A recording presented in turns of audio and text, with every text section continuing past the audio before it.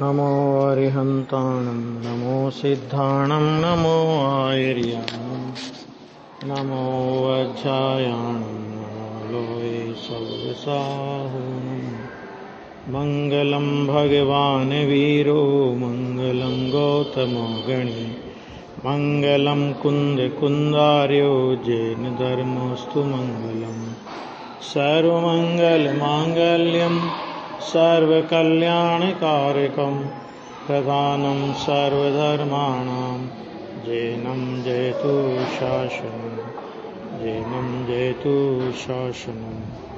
सर्वव्यापैकचिद्रूप स्वरूपाय परात्मने स्वोपलब्धिप्रसिद्धाय ज्ञानानन्दात्मने नमः।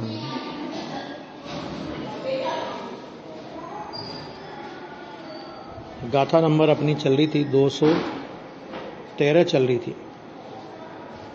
इसमें जो विषय आया था बहुत अच्छा विषय था कि श्रामण्य के छेद के आयतन होने से परद्रव्य प्रतिबंध निषेध करने योग्य है। यानी मुनिराज को जो भी परद्रव्य संयोग में आते हैं कदाचित, तो उनमें उनका राग नहीं, उनमें उनको प्रतिबंध नहीं, तो वो बात यहां पर अपनी चल रही है। कल यहां तक हमारी चर्चा हो गई थी कि वास्तव में सभी परद्रव्य प्रतिबंध उपयोग के उपरंजक होने से निरूपराग उपयोग रूप श्रामण्य के छेद के आयतन है। श्रामण्य की बहुत अच्छी व्याख्या आई है। निरूपराग उपयोग रूप श्रामण्य, मैंने श्रामण्य कैसा होता है कि निरूपराग माने वीतराग भाव रूप है ना, समता भावमय श्रामण्य की दशा, मुनिराज की दशा होती है समता भावमय। और उस समता भावमय वीतराग भावमय जो श्रामण्य है उसका छेद का आयतन क्या है कि परद्रव्य के प्रतिबंध, परद्रव्य का जो प्रतिबंध है उसके प्रति जो राग है, क्योंकि वो परद्रव्य का प्रतिबंध क्या करता है, वो तो कहते हैं कि उपयोग को उपरंजक करता है, मतलब उपयोग को मलिन करता है। यानी किसी भी परद्रव्य के साथ जुड़ता है जीव, माने मुनिराज है तो समझ लो एकत्व बुद्धि से तो वो किसी परद्रव्य के साथ जुड़ते नहीं है, लेकिन अस्थिरता का राग है कि नहीं अभी, तो कहते वो भी करने योग्य नहीं है, माना वो तो उससे भी छूटना चाहते हैं, है ना, इसलिए राग नहीं होता उनको विशेष। आगे इसमें बात आई कि इसलिए आत्मा में ही आत्मा को सदा अधिकृत करके, करते क्या है वे नास्ति तो हो गई, परद्रव्य में उपयोग नहीं लगाना, परद्रव्य में प्रतिबंध नहीं करना, तो भी करना क्या, तो कहते आत्मा में ही आत्मा को सदा अधिकृत करके, अर्थात स्थापित करके, मैंने आत्मा को आत्मा में रख करके, ये निश्चय वास्तव में तो ये है, मैंने आत्मा के भीतर बसते हुए, यानी एक तो पहला काम तो ये, तो परमार्थ तो ये है कि वो आत्मा के भीतर बसते, मैंने अपनी आत्मा में स्थिरता करते हैं। अथवा अब व्यवहार में आते हैं तभी क्या होता है कि अथवा गुरु रूप से गुरुओं को अधिकृत करके, तो गुरुओं को अधिकृत करके माने गुरु को अधिकार देकर, गुरु को स्थापित करके, अंगीकृत करके, यानी दूसरा काय में बसेंगे कि गुरु के सहवास में बसेंगे। यानी या तो आत्मा में बसो, जैसे बोलते नहीं बोलते अपन लोग में कि शुद्धातम और पंच गुरु जग में शरणों दो है, तो मुनिराज के भी दो स्थान, या तो वे अपनी आत्मा में बसते हैं और विकल्प आता है तो गुरुओं के सहवास में रहते हैं, बराबर है। तो उनको अधिकृत करके मैंने गुरुओं के सहवास में निवास करते हुए एक बात, और खुद की इतनी सामर्थ्य है अथवा गुरु ने आज्ञा दी है, कुछ भी है, तो गुरुओं से विशिष्ट माने भिन्न वास में बसते हुए क्या करते हैं, सदा ही परद्रव्य प्रतिबंधों की निषेधता माने परिहरता हुआ श्रामण्य में छेद विहीन होकर श्रवण वर्तो, कि तुम आत्मा में वर्तो तो कोई दिक्कत ही नहीं है, गुरु के निकट रहो और गुरु से अलग रहो, मान लो अलग भी रहते हो तो भी कार्य क्या है, करने योग्य क्या है तो उन्होंने कहा पर द्रव्य प्रतिबंधों को निषेधता हुआ, पर द्रव्य में प्रतिबंध का परिहार करते हुए, किसी भी परद्रव्य के प्रति राग रूप परिणाम नहीं करते हुए, श्रामण्य में छेद ना हो, बस सीधी सी बात यह है। ना अंतरंग श्रामण्य में छेद हो अंतरंग की दृष्टि से, न बहिरंग की दृष्टि से छेद हो, इस तरह वर्तन श्रवण का होता है। यानी वर्तो, ये चरणानुयोग की शैली है ना, तो चरणानुयोग की शैली है, तो वर्तो, ऐसा वर्तो, ये आदेश दिया आचार्य ने कि पर द्रव्य में ऐसा प्रतिबंध नहीं हो जाए कि तुम्हारा श्रवण पना ही चला जाए, है ना। पर द्रव्य में ऐसा अनुराग नहीं हो जाए कि तुम्हारा श्रवण पना ही चला जाए। समझ में आ गया कि नहीं आ गया? नहीं तो घर भी छोड़ा, माया मिली ने राम वाला स्थिति हो जाएगी, है ना। हाँ, क्योंकि घर छोड़ा और दूसरे घरों में एक घर छोड़ा और हजारों घरों में, मैंने हजारों घरों का प्रतिबंध पाल लिया। मैंने एक घर छोड़ा था अपना और हजारों घरों का प्रतिबंध पाल लिया कि देख तेरा दरवाजा इधर रखना, नहीं तो तेरा खराब हो जाएगा। तो ये क्या हुआ? ये दूसरे घरों का प्रतिबंध तो तुमने पाल लिया, तो अपना घर ही निभा लेते ना भैया। जरूरत क्या थी फिर? तुमको घर छोड़ने की जरूरत क्या थी? जब तुमको यही काम करना था कि दूसरों के वास्तु दोष ही निकालने थे तुम लोगों को, तो फिर अपना घर क्यों छोड़ा? अपने घर के वास्तु दोष निकाल लेते पहले, है ना। ये प्रतिबंध, ये श्रवण का छेद हो जाता है। नहीं होता मुनिराज की भूमिका में। मंदिर जब जहां मंदिर का विकल्प नहीं होता तो वहां घरों का क्या विकल्प होगा, है ना। जहां परिवारजनों का विकल्प तोड़ दिया, वहां मुनिराज, संघ के मुनिराजों का भी ऐसा अनुराग नहीं कि जिससे श्रामण्य का छेद हो जाए। ये है, साथ में रहते हैं, रहे कोई दिक्कत नहीं। संघ में बहुत सारे मुनिराज होते हैं, लेकिन किसी को भी किसी से ऐसा अनुराग नहीं कि अपनी श्रवणता को तिलांजलि दे देगा।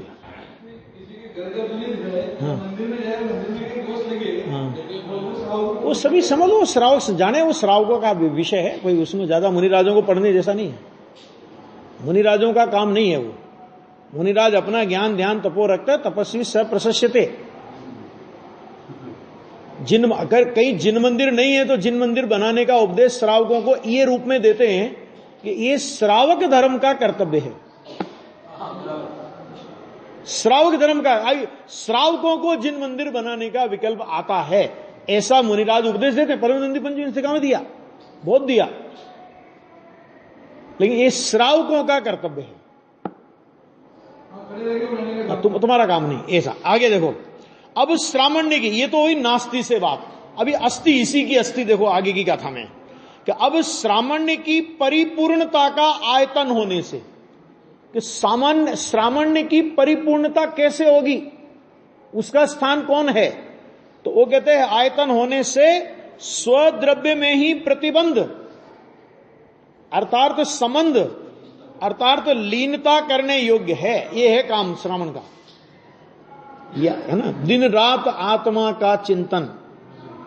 और अगर कभी विकल्प आवे बोलने का तो मृदु संभाषण में वही कथन, कि नहीं बोलने का विकल्प आवे तो कि निर्ग्रंथ दिगंबर काया से भी प्रकट हो रहा अंतर्मुख। तीनों तरह से देखो, मुनिराज आत्मा की साधना में लीन रहते हैं, दिन रात आत्मा का चिंतन, चिंतन का मतलब लीनता।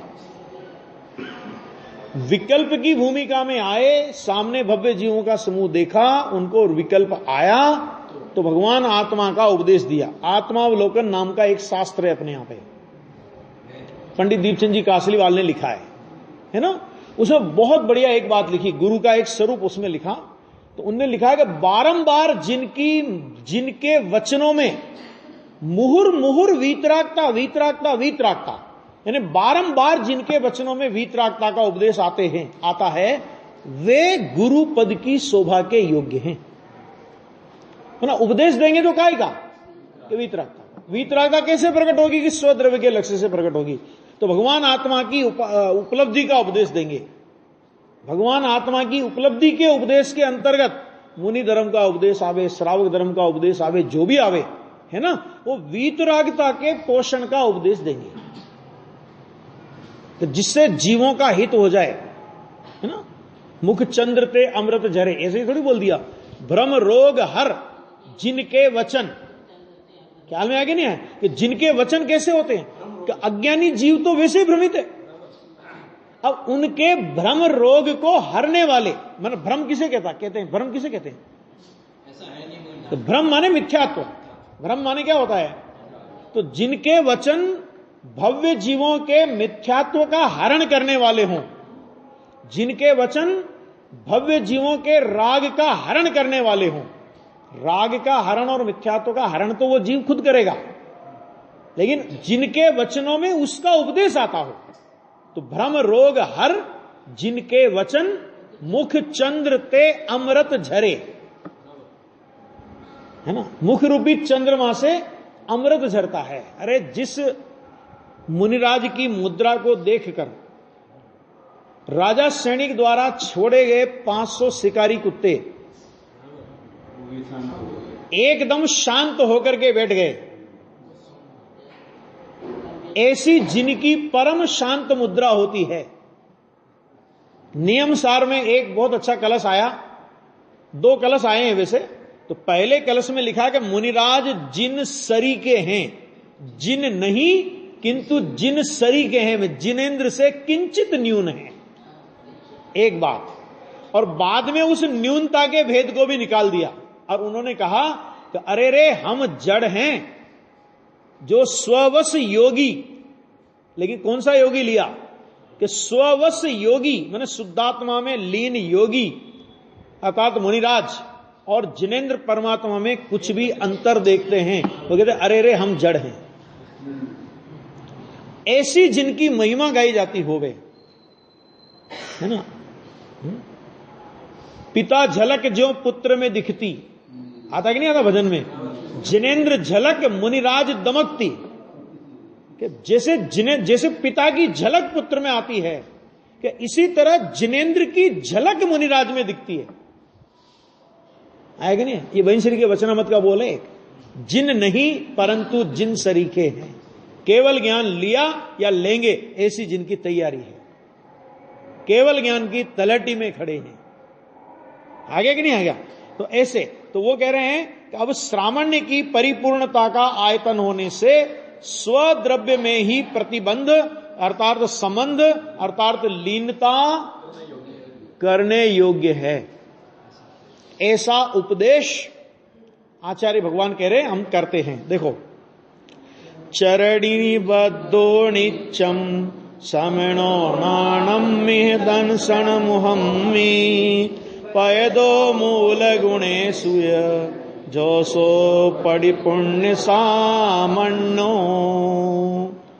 जे श्रमण ज्ञान द्रगादि के प्रतिबद्ध विचरे सर्वदा ने प्रयत मूल गुणों विषे श्रामण्य छे परिपूर्ण त्याग। बहुत गजब का है निश्चय और व्यवहार। देखो, निश्चय तो अद्भुत होता ही है मुनिराज का, उसमें तो कोई कहने की आवश्यकता ही नहीं है। और निश्चय का आनंद तो वे खुद भोगते हैं, है ना। लेकिन मुनिराज का व्यवहार भी कैसा अद्भुत होता है जिसकी हम लोग कल्पना नहीं कर सकते।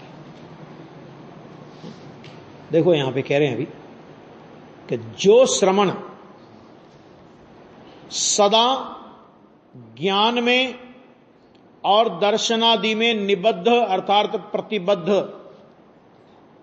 ये हो गया एक, तथा मूल गुणों में प्रयत्नशील माने मूल गुणों में भी खंडन नहीं होता, है ना, ऐसा सहज विकल्प की मर्यादा विचरण करता है। अंतरंग में ज्ञान दर्शन स्वभाव में स्थिरता, और विकल्प आवे तो मूल गुणों में प्रयत्नशील, है ना।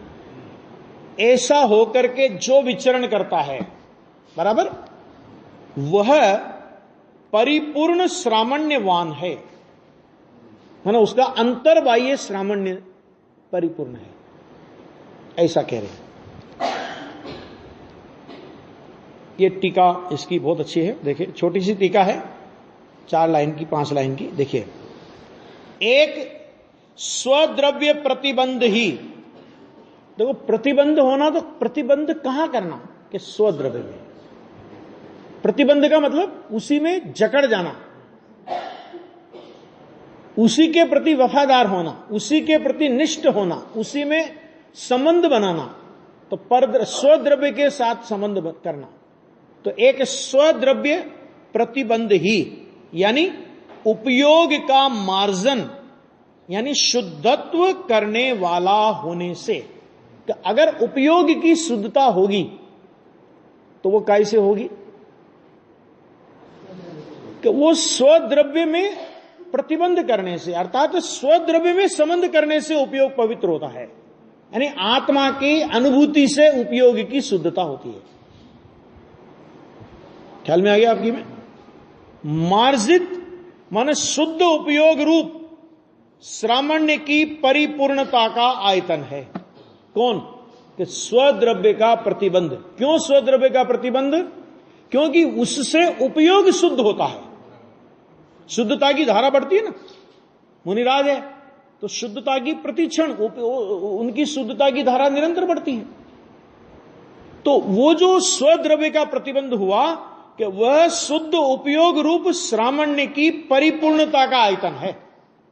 यह है महात्म्य में मुनिराज का श्रामण्य का परिपूर्ण होने का आयतन स्थान। यह है कि अपने उपयोग को अपनी आत्मा में लगाओ, अपनी आत्मा से अपने उपयोग को अधिक नहीं भ्रमाओ। पंडित जी साहब ने लिखा भूषण प्रकाशक में, अपने उपयोग को विशेष नहीं भ्रमाते हैं।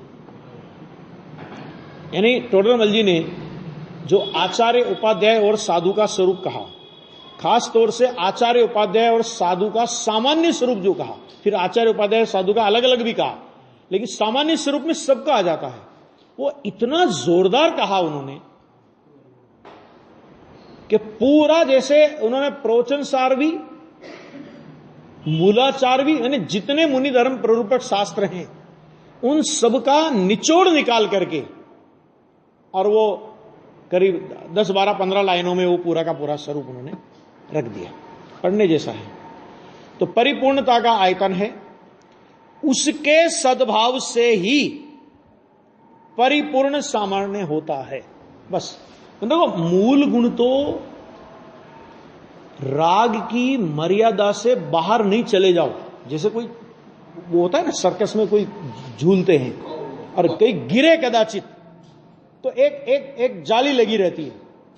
तो वो जाली क्यों रहती है? अगर तुम नीचे अगर कदाचित गिर जाओ तो उस जाली पे गिरो और गिर करके तुरंत वापस अपने झूले पे पहुंच जाओ, जमीन पर नहीं गिरो। मूल गुण तो इसके लिए कि अगर विकल्प में आ गए, श्रामण्य तो ये शुद्धात्मा में एकाग्रता से, यानी शुद्धात्मा की परिपूर्ण, शुद्धात्मा में प्रतिबंध वो उपयोग की शुद्धता का कारण है, और उपयोग की शुद्धता श्रामण्य की परिपूर्णता का आयतन है, और उसके सद्भाव से, माना उपयोग की शुद्धता के सद्भाव से ही परिपूर्ण सामान्य होता है। आगे देखो, इसलिए सदा ज्ञान में और दर्शनादि में प्रतिबद्ध रहकर माने संबद्ध, रुका हुआ, बंधा हुआ, स्थिर, स्थित, लीन, ये सब आया कि ये रहकर फिर क्या करे? रहकर मूल गुणों में प्रयत्नशीलता से विचरना। माने अपनी आत्मा के उपयोग की शुद्धि का नाश करके मूल गुण की पालने की बात नहीं है। ध्यान देना, क्या कहा? अगर तुम ये कह नहीं मेरे को तो मूल गुण पालना है, आत्मा की अनुभूति जाए एक और, मुझे नहीं मतलब उससे, तो नहीं चलेगा। आत्मा की उस शुद्धता के साथ में मूल गुण की प्रयत्नशीलता है ना। माने राग का इतना रस नहीं हो जाए, मूल गुणों का इतना रस नहीं हो जाए कि निर्विकल्पता ही जाती रहे तुम्हारी, है ना। वो तो निर्विकल्प में नहीं रह सको तो एक आधार है कि नहीं रह सको तो विकल्प की मर्यादा में आओ, तो यहां तक तुम्हारी मर्यादा है ना। वो एक अपवाद मार्ग है, वहां नहीं रह सको तो यहां रहो, लेकिन उसको तुम सर्वस्व मत बना लेना इसके साथ में मूल गुणों की प्रयत्नशीलता से विचरना, और ध्यान देना इसकी प्रयत्नशीलता से, माने ये मार्ग, इसको मार्ग मत बना लेना, और दूसरी बात कि इसमें खंडन मत होने देना। माने मूल गुणों में टूटन भी ना हो, और मूल गुण पालना ही मेरा कर्तव्य है, आत्मा की अनुभूति से क्या करना है कि वो भी नहीं है। आत्मा की अनुभूति पूर्वक वे मुनिराज मूल गुणों की परिपूर्ण, माने मूल गुणों के अंदर, ठीक है ना, मूल गुणों में प्रयत्नशीलता से विचरना, यानी विचरना चाहिए, ऐसा ये उपदेश दिया। यानी ज्ञान दर्शन स्वभाव शुद्धात्म द्रव्य में प्रतिबद्ध ऐसा शुद्ध अस्तित्व मात्र रूप से वर्तना, यह तात्पर्य है बस, कि उस मर्यादा को लांघना नहीं, कि शुद्धात्मा में लीनता और उस भूमिका के योग्य मूल गुण आदि में प्रयत्नशीलता। ठीक, ये एक अंतरंग बहिरंग की सारी संधि आचार्य भगवान ने बताई। अब इसमें कितना स्पष्ट है कि नहीं? मूल गुणों की चर्चा पहले आ चुकी, विस्तार से करेंगे बाद में, देखते हैं उसको। अभी देखो कितना एक एक गाथा में आप देखेंगे अगर, कि एक एक गाथा में इतना इतना स्पष्ट करके गए हैं। और फिर क्या लिखा उन्होंने कि ये जो श्रामण्य का धारण करने का, श्रामण्य को अंगीकार करने का यथानुभूत मार्ग है, उसके प्रणेता हम यह खड़े हैं। ये आचार्य अमृतचंद्र ने कहा ना, माने ये वो नहीं कि हम उन्हीं के दूसरे को ही उपदेश दे रहे हैं। वो कहते हैं कि ये ऐसा मार्ग है और ऐसे मार्ग का हमने अनुभव किया है, और हम अपने अनुभव से तुम्हें ये बात करें। आगम तो है ही, लेकिन आगम के साथ उस मार्ग के यथानुभूत मार्ग के प्रणेता ये हम खड़े हैं, ऐसा कहा है ना। तो ऐसा होता है अंतरंग की शुद्धि और निरतिचार मूल गुणों का परिपालन। ठीक है, ये सहज जीवन मुनिराज का होता है।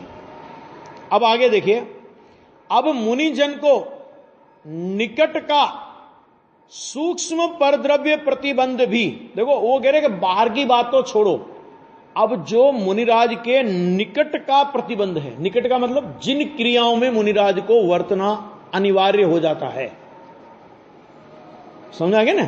जैसे आहार वगैरह करेंगे, विहार करेंगे, और भी जो होगी ना, जो मुनिराज के जीवन के समझ लो उनके जीवन में जो परिस्थितियां आती ही हैं जिनका निवारण नहीं किया जा सकता है ना, तो ऐसे परद्रव्य के संयोग में मुनिराज आते ही है ना। तो आने पर भी क्या कहते हैं कि निकट का, कि उसमें भी प्रतिबंध नहीं। ये यहां पे फुटनोट में बहुत अच्छा लिया कि आगम विरुद्ध आहार विहार आदि तो मुनि के छूटा हुआ ही होने से उसमें प्रतिबंध होना तो मुनि के लिए दूर ही है। आगम विरुद्ध माने क्या कि दो तरह के आगम विरुद्ध के अभी आगे आएगा, वैसे तो युक्त आहार में पूरी चर्चा आएगी। एक उद्देशिक आहार नहीं होता और एक अधकर्मी आहार नहीं होता। अधकर्मी आहार का मतलब क्या होता है कि जिस आहार के निर्माण में किसी तरह की हिंसा का विवेक नहीं रखा गया हो, उसको अधकर्मी आहार, उसकी विशेष चर्चा अपन आहार के प्रकरण में करेंगे जब युक्त आहार की चर्चा आएगी। और उद्दिष्ट आहार तो जो मुनिराज के योग्य नहीं है। तो जिस तरह उद्दिष्ट आहार विहार आदि का मतलब क्या होता है कि जैसे मुनिराज के आहार में 32 दोष और 46 अंतराय वगैरह जो होते हैं ना, तो जो आहार के दोष हैं वे ही मुनिराज के आवास संबंधी दोष हैं। माने जैसे मुनिराज अपने निमित्त से बनाया हुआ आहार ग्रहण नहीं करते, उनके लिए बनाया हुआ आहार वो ग्रहण नहीं करते क्योंकि वो उद्दिष्ट है। इसी तरह मुनिराज के निमित्त से कोई धर्मशाला बना दी हो कि ये आपकी धर्मशाला है, आप जब भी आओगे आपको यहीं ठहरना पड़ेगा, तो मुनिराज कभी भी उस आवास में नहीं ठहरेंगे। क्यों? क्योंकि मुनिराज के निमित्त से जो धर्मशाला वगैरह बनाई गई है, मुनिराज के निमित्त से सहज रूप से बनी हुई हो, वहां मुनिराज निवास करते हैं। लेकिन मुनिराज के उद्देश्य को लक्ष्य रखकर जो बनाई गई हो, उसमें यदि वो ठहरते हैं तो मन वचन काय कृत कारित अनुमोदना 9 कोटि टूटती है। और ये आपको प्रकरण पता होगा कि जब गुरुदेव श्री ने स्थानकवासी संप्रदाय में दीक्षा ली थी, ये उदिष्ट आहार का जैसे अपने यहां निषेध है ना, ध्यान से सुनना, उनके यहां भी उदिष्ट आहार का निषेध है। हालांकि उनके यहां तो वो जो आहार वार की प्रक्रिया उनकी क्या है वो अपने को समझना नहीं है उसमें ज्यादा, लेकिन उनके यहां भी है कि उनके निमित्त से अगर आपने बनाया तो वो नहीं लेंगे, है ना। उनके यहां ऐसा, उनके यहां उनके शास्त्रों में है। तो गई तो यहीं से है ना, मुनि की चर्या तो यहीं से लेके गए। अब उनने अपना मिलान कर दिया कि अब क्या करेगा भाई, ठीक है जो तुमने बनाया तो शुद्ध अशुद्ध सब चलता है उनके, तो हाँ जैसा आ जाए। लेकिन अगर आपने उनको आहार देने के निमित्त उस समय हाथ धो लिए तो वो लोग चल देंगे, ऐसा होता है ना उनके यहां। हमारे निमित्त से तो गुरुदेव श्री ने एक प्रश्न की, गुरुदेव श्री जब दीक्षा लेने का उनके तैयारी थी तो एक स्थानकवासी साधु थे, तो उन्होंने उनसे ये बात कह दी कि भाई मुनि के निमित्त से अगर कोई बनाया हो, माना ये उपाश्रय वगैरह, और यदि उसमें वो मुनिराज ठहरे तो उनमें अनुमोदना का दोष आता है। गुरुदेव को तो एकदम खटक गया, वो कहे ये क्या है, मैं तो दीक्षा लेने जा रहा हूं और दीक्षा लेने के बाद ठहरना तो उपाश्रय में पड़ेगा, तभी है क्या ये। तो उन्होंने अपने जो वो गुरु थे हीराचंद महाराज, तो हीराचंद महाराज से उनने प्रश्न किया। क्या प्रश्न किया कि महाराज साधु के लिए किसी ने उपाश्रय बनाया हो या कोई आवास बनाया हो, और यदि साधु उसमें ठहरे तो कौन सी कोटि टूटती है। तो गुरुदेव का एक बहुत उसका उनके बारे में आता है कि वो हीराचंद जी महाराज थे, वो इतने सज्जन भद्र प्रकृति के थे। गुरुदेव कहते थे कि ऐसे गजब के महाराज थे उनके जमाने, उनके हिसाब से, कि उदिष्ट आहार की बात तो छोड़ो, मतलब इतनी कड़क चर्या उनकी कि अगर उनके निमित्त से पानी गर्म किया हो तो पानी नहीं लेते थे, छाछ और रोटी लेकर के अपना काम चला लेते थे, पानी नहीं पीते थे, इतनी कड़क चर्या थी। फिर गुरुदेव बोलते थे परंतु अरे रे ये तत्व की बात उनको सुनने को नहीं मिली, दृष्टि विपरीत थी, ये भी गुरुदेव बोलते थे। तो उनने जब पूछा तो उनने ये कहा कि ये तो दीक्षा लेने वाला है। तो उनने कहा कि भाई ये बताओ, तुम्हारे लिए तुम्हारे खुशाल भाई ने कोई मकान बनाया, खुशाल भाई गुरुदेव के बड़े भाई थे, तो तुम्हारे लिए तुम्हारे खुशाल भाई ने कोई मकान बनाया और तुम उसमें रहो तो गुरुदेव समझ गए कि इसका उत्तर इनके पास भी नहीं है, और अभी चूंकि निर्णय कर लिया है कि दीक्षा लेनी है तो दीक्षा तो लो, बाद में सत्य तो मुझे खुदे ही खोजना पड़ेगा, ये गुरुदेव बोलते थे। और वो फिर बोलते थे कि अगर एक कोटि टूटती है कि आपने आप अनुमोदना की ना आपने उसकी, ठीक है अच्छा बनाया, ठीक है, कि एक कोटि नहीं टूटती अकेली, एक कोटि में 9 कोटि टूटती है। तो जो आहार के दोष हैं वही दोष वसति का माने समझे कि वसति का माने मुनिराज के आवास। तो मुनिराज के आवास कैसे होते हैं कि कोई खंडहर पड़ा मकान हो, समझ आ गया, कोई खंडहर पड़ा हो जिस पर किसी का स्वामित्व नहीं हो, जिस पे रहने से कोई रोक टोक नहीं करता हो, माने ऐसे स्थानों में मुनिराजों का आवास होता है। अब मंदिर में आते हैं, माना कभी मान लो जिन मंदिर के दर्शन करने आए, ठहरे तो सामान्य रूप से व्यवस्था है, ठहर जाते हैं वहां मुनिराज। भाई जिन मंदिर है दर्शन करने आएंगे तो ठहरेंगे भी, है ना। तो वो एक सामान्य व्यवस्था है, जो सामान्य कॉमन व्यवस्था होती है।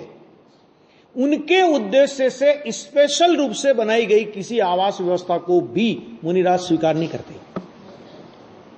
इसीलिए जंगल में रहते हैं। क्यों? क्योंकि वहां न तो किसी को पूछना है, न किसी ने उनके निमित्त से कुछ बनाया है, आया कि नहीं है, इसलिए आगे आएगा। अभी गुफा वगैरह में रहते हैं ऐसा, इसलिए गुफा वगैरह रहते हैं तो गुफा में कौन पूछे किसका स्वामित्व है गुफा पे, पर्वत की गुफाओं में क्यों रहते हैं, वह इसीलिए रहते हैं। हाँ? वो क्या बना देते थे वो नहीं, देखो अपने तो जो ये व्यवस्था है वो व्यवस्था ये है ना। मुनिराज को लक्ष्य करके बनाया गया तो उसमें मुनिराज नहीं ठहरेंगे। उनके निमित्त से अगर बनाया गया है तो उस आवास को भी मुनिराज ग्रहण नहीं करेंगे। जो कॉमन है, सबके लिए है, सबके लिए तो उसमें ठहर जाएंगे। लेकिन ये आप ही के लिए है, ये आपके लिए है, तो ये आपके लिए तो आप ही रखो इसे, ऐसा नहीं। क्योंकि उसमें जो हमारे लिए तो मैंने उसमें जो अनुमोदना का पाप किसको लगेगा फिर, और सबके लिए व्यवस्था है तो कोई तकलीफ नहीं, ऐसा। तो ये यहां पे कहा कि आगम विरुद्ध आहार विहार आदि तो मुनि के छूटा हुआ ही होने से उसमें प्रतिबंध होना तो मुनि के लिए दूर है, मतलब उसमें तो प्रतिबंध होता नहीं, मुनि के नहीं होता, और जिनके होता है वो मुनि नहीं होते, वो बात कहने की जरूरत नहीं है। किंतु आगम कथित आहार विहार आदि में मुनि प्रवर्तमान है, मैंने जो आगम सम्मत व्यवस्था है उनके आहार की और उनके विहार की, उनके आवास की, जो आगम सम्मत व्यवस्था है, मैंने जिसे आगम की मंजूरी है, कि उस आगम सम्मत आहार विहार आदि में मुनि प्रवर्तमान है, इसलिए उसमें प्रतिबंध हो जाना संभवित होने से, मतलब उसमें संभावना है, हो ही जाएगा ऐसा अनिवार्य नहीं, लेकिन संभावना है ना, तो वह प्रतिबंध निकट का है। निकट का मतलब वो मुनिराज की भूमिका के योग्य आहार विहार में वर्त रहे हैं, तो उसमें भी प्रतिबंध हो जाना संभव है, राग हो जाना संभव है, इसलिए उस प्रतिबंध को निकट का प्रतिबंध कहा। और आचार्य कहते हैं कि उस प्रतिबंध में भी मुनिराज को नहीं बंधना चाहिए, है ना। आगम सम्मत आहार विहार आदि में भी, आवास आदि में भी अनुराग नहीं होना चाहिए, ऐसा ये कहने का मतलब है। तो आ गया, देखो अब मुनिराज के निकट का सूक्ष्म परद्रव्य प्रतिबंध भी श्रामण्य के छेद का आयतन होने से निषिद्ध है। माने जिनको आगम विरुद्ध आहार विहार की प्रवृत्ति है तो वहां तो मुनिपना है ही नहीं, लेकिन आगम विरुद्ध आहार विहार की प्रवृत्ति नहीं होने पर भी यदि उसमें प्रतिबंध आ जाए, यदि उसमें अनुराग हो जाए तो मुनिपना चला जाए, मुनिपने का छेद हो जाएगा, है ना। ऐसा उपदेश आचार्य भगवान अगली गाथा में करते हैं। गाथा भत्ते वा खमणे वा आवसधे वा पुनो विहारे वा उवधिमिहि बद्धम नेच्छदि सम्मन्नमि। देखो मुनि चपके माही निवास विहारे वा भोजन मही उपदी श्रमण विकता मही प्रतिबंधन इच्छे नहीं। पहले इसका भावार्थ लो अन्वयार्थ के बाद, पहले भावार्थ ले लो, अन्वयार्थ बाद में लेंगे। देखो आगम विरुद्ध आहार विहार आदि तो मुनि ने पहले ही छोड़ दिए हैं, मैंने वो तो उनकी भूमिका में होते ही नहीं। अब संयम के निमित्त पने की बुद्धि से, काय के लिए, संयम के निमित्त पने की बुद्धि से मुनि के जो आगमोक्त आहार, ये सब में लगाना, संयम के निमित्त पने की बुद्धि से मुनि के जो आगमोक्त आहार, फिर अगला इसमें भी लगाओ, संयम के निमित्त पने की बुद्धि से मुनि के जो आगमोक्त अनशन, माना अनशन भी ऐसे नहीं तो मरने की कीमत पर भी उपवास ठोके जा रहे हैं, वो नहीं अनुमति देता जिनागम, ये समझ लेना। ये जो प्रथा चल पड़ी है ना, ये तो मुनियों की बात तो ठीक है, मुनि की तो है ही, लेकिन ये जो प्रथा चल पड़ी है ना कि 10-10 दिन के हम उपवास करेंगे, तीसरे दिन से डॉक्टर बोतल लगा के बैठा रहेगा वहां पे, ये कोई विधान नहीं है जैन दर्शन में इस तरह का। क्यों? क्योंकि ये ध्यान रखो, मुनिराज हैं तो मुनिराज आहार करते हैं तो भी संयम की वृद्धि के लिए करते हैं, और मुनिराज उपवास करते हैं तो उसमें भी संयम की वृद्धि के लिए करते हैं। आ गया? अच्छा, गुफादि में निवास, तो वो भी संयम की वृद्धि के लिए। क्यों? गुफा में कौन जाएगा? असंयमी तो कोई जाएगा नहीं वहां पे। एकांत में क्यों जाके बसते हैं? कि भीड़ भड़का नहीं चाहिए उनको। विहार करते हैं तो विहार क्यों करते हैं? एक ही जगह क्यों नहीं रह लेते? चातुर्मास तो मजबूरी है, बाकी मुनिराज एक जगह क्यों नहीं रहते? क्या भाई साहब, एक जगह रहोगे तो वहां के लोगों के प्रति राग होना संभव है। और चातुर्मास में विहार क्यों नहीं करते? कि चातुर्मास में विहार इसलिए नहीं करते कि चातुर्मास में जीवों का संचार अधिक होता है। समझ आ गया? तो जीवों की हिंसा की संभावना ज्यादा है। तो जीवों की हिंसा से बचने के लिए मुनिराज 4 महीने एक जगह रहते हैं। आ गया? अब उसमें भी जो एक जगह रहते हैं, अब उसमें भी जो ये आडंबर चल पड़े कि जो चातुर्मास के कलश स्थापना और उस कलश स्थापना की लाखों की बोलियां, ये सब ढोंग धतूरा जैन दर्शन में मान्य नहीं है। समझा गया? ये सब वो माना ये जो होड़ चल पड़ी ना कि किसका कितना कलश कितना बड़ा गया, जिसका कलश जितना बड़ा गया वो उतना बड़ा मुनि। समझा गया? ये जैन दर्शन की पद्धति नहीं है। ये बोलियां लगा लगा के कलश स्थापन करना है ना, ये पिच्छी परिवर्तन का जो चलता है कि पिच्छी का मतलब, अरे पिच्छी अगर पिच्छी खराब हो गई तो उसको बदलने की परंपरा, वो जो भी है वो बहुत सारी चीजें हैं उसमें। लेकिन ये जो आडंबरवाद जो चल पड़ा है, ये मुनिराज की ये जैन शासन का मार्ग नहीं है। आ गया? अब हिंसा से बचने के लिए आप एक जगह ठहरे। 4 महीने काहे के लिए ठहरे थे? क्या भाई बरसात में क्यों विहार नहीं करते हो? कि हिंसा होती, विहार करेंगे तो जीवों का संचार बरसात में अधिक होता है, इसलिए हम विहार नहीं करते। तो अब 4 महीने आप हिंसा से बचने के लिए तो विहार बंद किया, और जहां ठहरे वहां तोड़फोड़ करा के हिंसा करा रहे हो। उससे बढ़िया विहार कर लो भैया। नहीं, हिंसा किसमें ज्यादा हुई? बोलो कि ये जो 4 महीने जो ड्रामेबाजी चलती है, तो इसमें हिंसा ज्यादा हुई कि उसमें ज्यादा हिंसा हुई? उससे तो बढ़िया तुम विहार कर लेते। आ गया? ये नहीं है उसका प्रयोजन है। बरसात देखो, चातुर्मास स्थापना का क्या प्रयोजन है? वो मुनि दशा के जो प्रश्नोत्तर दिए ना आपको, व्हाट्सएप पे डाले, वो सब आप लोग पढ़ लेना। उसमें पूरा कैसे चातुर्मास स्थापना की विधि होती है, किस उद्देश्य से चातुर्मास स्थापित किया जाता है, चातुर्मास का निस्तारण कब होता है। ये नहीं कि चातुर्मास हो गया और 8-8 महीने तक जमे हैं वहीं पे, ये नहीं होता है। चातुर्मास होने के बाद विहार कर देते हैं वहां से। है क्या? वो कब उसका निष्ठापन होता है, वो सारी विधि है। और कब चातुर्मास से भी बीच में गमन करने की मैंने परिस्थिति बन जाए, तो किन परिस्थितियों में चातुर्मास के बीच में भी गमन कर सकते हैं, वो सब दिए हैं उसमें, और आगम प्रमाण से दिए हैं। एक घर का नहीं है कुछ भी, मूलाचार वगैरह सारे शास्त्रों में से वो सब दिए, पढ़ लेना उसमें, और फिर विस्तार से अपन देखेंगे बाद में। तो ये हो गया क्या? उसके बाद फिर क्या हुआ कि विहार का हो गया। उसके बाद हो गया देह मात्र परिग्रह। वो भी क्या कि संयम के निमित्त पने की शुद्धि बुद्धि से मुनि को देह मात्र परिग्रह, माना देह भी अगर संयम की शुद्धि की वृद्धि में या संयम की वृद्धि में अगर कारण बनती रहे, तब तक देह का परिग्रह भी साथ में ढोते हैं।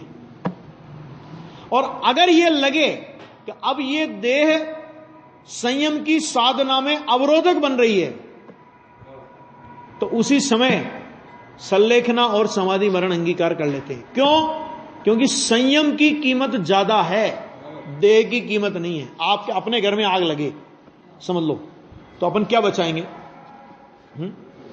क्या पहले वो बचाएंगे ना कि जो अपने जो वॉश बेसिन के पास में जो नहीं वॉश बेसिन के पास में जो नैपकिन लगा हुआ है, पहले उसको बचाएंगे। तो 500-500 रुपए की एक गड्डी पड़ी हुई है, जलने की कगार पे है, उसको बचाएंगे, या तिजोरी में जो करोड़ों रुपए का सोना चांदी पड़ा है उसको बचाएंगे? बोलो किसको बचाओगे? चांदमल जी साहब बता दो, आप बताओ। क्या कहा मैंने? क्या बचाएंगे हम?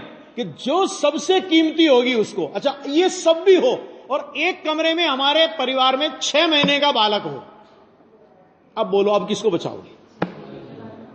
है वो सोना जल जाएगा, खत्म हो जाएगा, वो हीरा डायमंड सब करोड़ों रुपए का है, वो सब खत्म हो जाएगा, तो किसे बचाएंगे? कि वो तो भाई साहब उस समय उस 6 महीने के बालक के आगे सबकी कीमत नहीं है कुछ भी। मैंने जो कीमती चीज होती है उसे बचाया जाता है। तो मुनिराज एक जाने कि अब ये संयम, माने ये आग लग गई, मतलब अब ये जाने, माने ये परिस्थितियां ऐसी बन गई है, शरीर की परिस्थिति ऐसी बन गई कि अब ये संयम की साधना में साथ नहीं दे रहा, आत्मा के ध्यान और आराधन में ये साथ नहीं दे रहा है। तो मुनिराज शरीर को बचाने के बजाय, देखो जहां तक प्रयत्न हो सके वहां तक शरीर के भी बचाने का प्रयत्न होता है। ऐसा नहीं कि कोई बीमारी आ गई तो फटाक से समाधि जाके ले ली, ऐसा भी नहीं है। प्रतिकार नहीं हो सके, ऐसी बीमारी आ गई, ऐसी कोई परिस्थिति शरीर में निर्मित हो गई कि अब जिसका कोई प्रतिकार नहीं है, ऐसा कोई उपसर्ग आ गया कि बचने की कोई संभावना नहीं है, समाधि धारण कर, तब धारण करते हैं समाधि। आ गया मैंने, क्योंकि समाधि का मतलब ये नहीं है कि आत्महत्या करने का नाम समाधि है ना, ये है उसमें।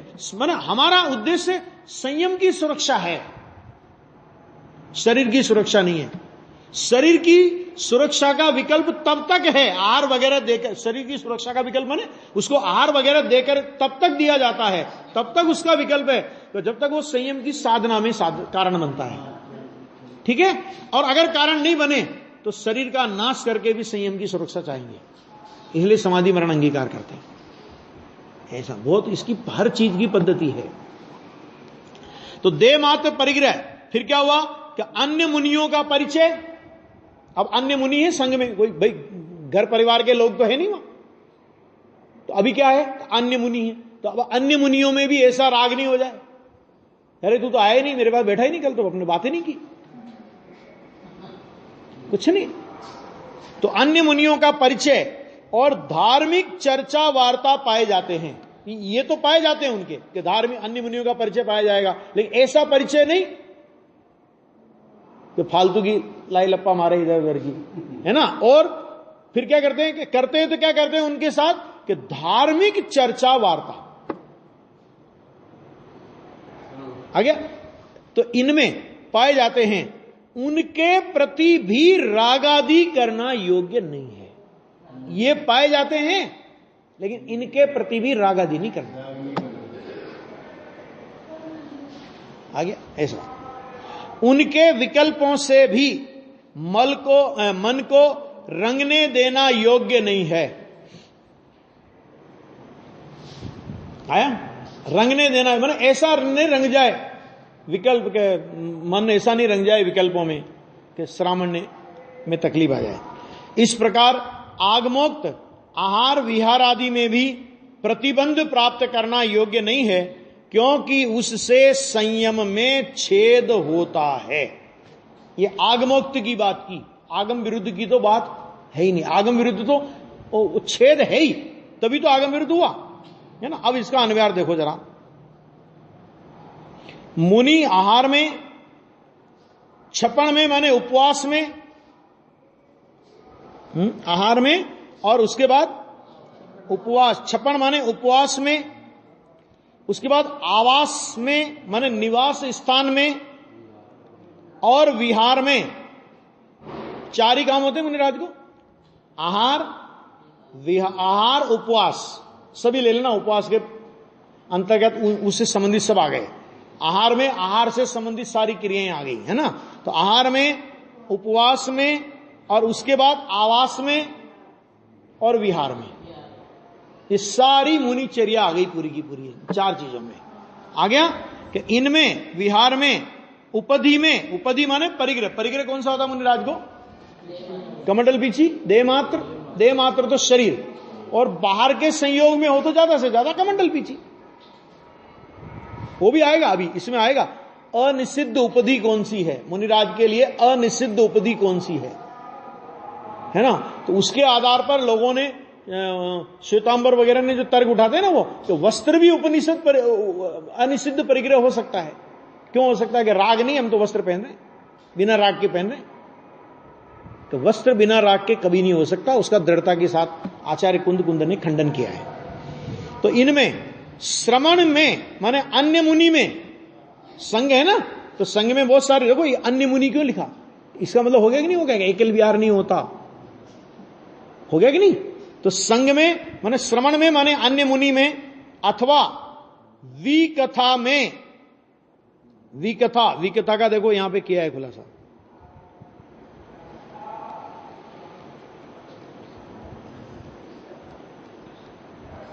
विकथा में का क्या मतलब? कि छदमस्त मुनि के धार्मिक कथा वार्ता करते हुए भी निर्मल चैतन्य विकल्प मुक्त होता है, इसलिए अंशतः मलिन होता है। अतः उस धार्मिक कथा को विकथा अर्थात शुद्धात्म द्रव्य से विरुद्ध कथा कहा है। वाह, क्या कहा? आया कुछ समझ में? क्या कहा? छदमस्त मुनि को धार्मिक कथा वार्ता करते हुए भी, कौन सी कथा वार्ता कर रहे हैं? धार्मिक कथा वार्ता करते हुए भी निर्मल चैतन्य विकल्प युक्त होता, मुक्त लिखा है, वैसे चेंज होना चाहिए थोड़ा, विकल्प युक्त, इसलिए अंशतः विकल्प युक्त होना चाहिए, मुक्त की जगह छपने में अशुद्धि है। विकल्प युक्त होता है इसलिए अंशतः मलिन होता है, क्योंकि अगर विकल्प मुक्त होता है तो अंशतः मलिन नहीं होता, विकल्प युक्त होता है तो अंशतः मलिन होता है। क्योंकि भाई धार्मिक चर्चा वार्ता करते, लेकिन धार्मिक चर्चा वार्ता भी निर्विकल्प तो नहीं है ना, है तो विकल्प, भले ही प्रशस्त विकल्प है, तो वो विकल्प मलिन होता है।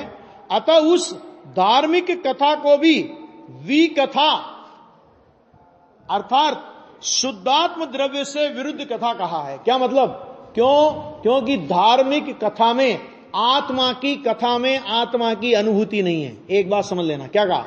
मुनिराज के लिए विकथा कहा, ये ध्यान देना, लेकिन अब अपने लिए मत लगाने ना ये बात कि शुद्धात्मा की कथा भी विकथा है। तो अपन क्या करें अभी?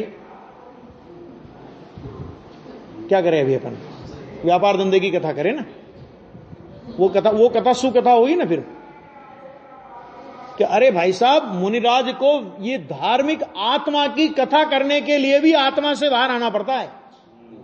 आगे समझ में?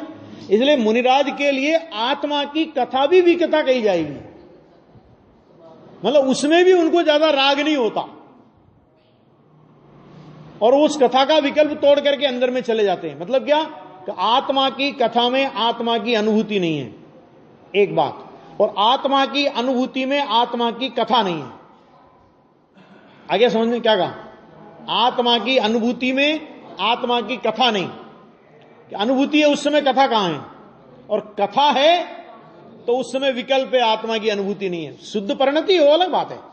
इस अपेक्षा से उस कथा को भी शुद्धात्म द्रव्य से विरुद्ध कथा, मतलब आत्मा की अनुभूति से तो विरुद्ध हुई ना वो, है ना, इसलिए उसको विकथा का, वो विकथा का मतलब वो नहीं, वो मैंने भोजन कथा, राज कथा, देश कथा, स्त्री कथा, वो विकथा वाली बात नहीं है यहां पे। शुद्धात्मा की कथा भी विकथा है। अब सोचो मुनिराज का जीवन कैसा होता होगा कि जिन्हें शुद्धात्मा की कथा भी विकथा लगती हो, है ना, उन्हें घर घर की कहानी वाली कथा,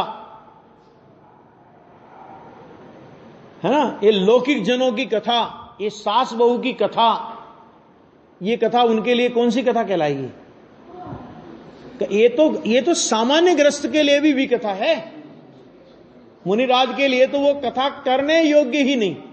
और कदाचित विकल्प आता है शुद्धात्मा की बात करने का, तो शुद्धात्मा की बात करने का विकल्प आवे तो भी उसके प्रति अनुराग नहीं होता, अनुराग नहीं होता। क्यों? इसलिए कहते हैं वो शुद्धात्मा से विरुद्ध होने से उसे विकथा कहा है। ठीक है, ये चर्चा हुई। अब इसकी जो टीका है वो टीका अपन आगे की स्वाध्याय में करेंगे।